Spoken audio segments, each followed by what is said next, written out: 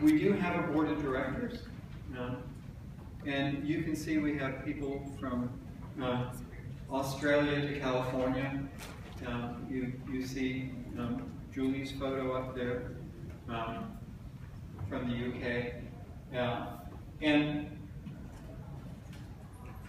we are looking to have representation from various places, but we're really all committed to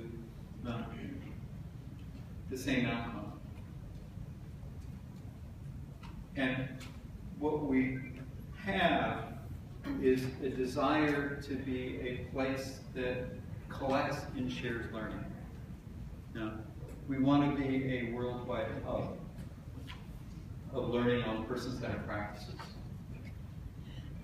And while person-centered thinking is still at the core of our work, we're saying there's all kinds of approaches that make a difference in people's lives, and we welcome all of the ones that are effective. And what we're asking people is, if you've figured something out, don't keep it to yourself. Share it. Make sure that other people know. And we've had an impact in a whole bunch of countries. Some of them have been countries that I've been to,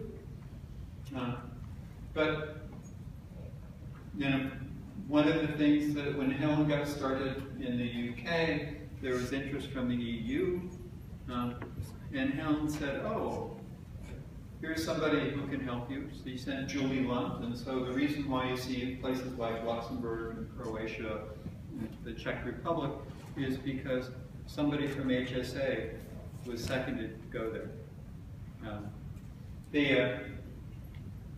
And we are looking at how do we spread this? How do we make this happen? How do we have impact so that people have positive control over their lives across the globe? This is as far as we've gotten. And as you heard Julie say, we have no paid staff. We are literally an all-volunteer organization.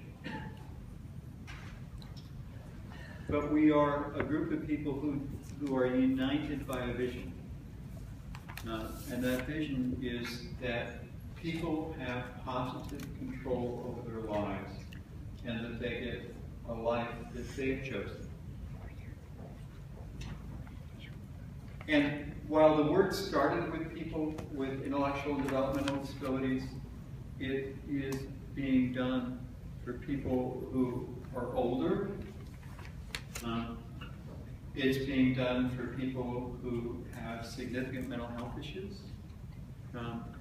It's being done at end of life. It's being done at the beginning of life. And all the ages in between. If we have time, I can show you some examples. But go to the Learning Community website, and anything you can find, you can use. The only thing we ask is that you keep the attribution, that you say, "Oh, I got this from the Learning Community," and that people know it. But if you can find it, you can use it. And there's a wealth of resources that are there. So take a look at that. You heard about Think and Plan. You have that postcard. Oh, think about your life. Think about your life. Oh, that's 3 slides. But there's another one, which HSA also helped develop, called Think and Plan, which is really for people who have met the skills. And I don't think it's on here, but if any of you are, did any of you have trouble sleeping over the last couple of nights? Yeah. Well, go to YouTube, put my name in it. YouTube, and put his name on it. Oh. You'll see a whole bunch of videos that explain the skills. And any of you who have had trouble sleeping will discover it's an absolute cure for insomnia. So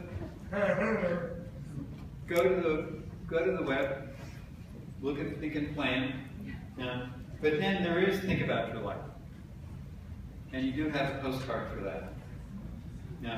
And you already heard all of the ways in which it can be of assistance. And can help with you, and it's a really good example of how things work with us. Because it started with Amanda George thinking about her own cancer journey. And then as we looked at the application, as she looked at the application, she went, well, you know, this will work in a whole variety of circumstances. So take a look at how it works. You also have recently one-page profiles. One of the contributions that Helen has made to our work is developing one-page profiles. And it again is an example of how this works. Because the way one-page profiles got started is Helen got cranky with one of her daughter's teachers. Because she didn't really know who her daughter was. And she didn't know how to effectively support her daughter. So she dashed together something that used the person's centered thinking principles and practices, and was only one page, but she was sure that this teacher, who she was cranky with, wouldn't read 2 pages, much less 5 or 10. So let's put together one. And that's actually Laura, who's in the center of all of this. So, but it's just exploded because everywhere we go in the world, we have the same issue. People will not read 20 pages. They will sign their name that they've read 20 pages. But if you quiz them, they haven't read it. But they will read 1 page. And they will pay attention to it. So, we are an all-volunteer organization. The costs for our operating are about $10,000 US per year, and one of our biggest expenses is the travel for a board retreat, because we have people coming from the UK, from Australia.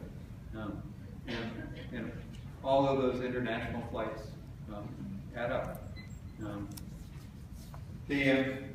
And most of the money that we get comes from the gathering that we have in Portland, and when people pay a fee for that, a significant part of it goes to us.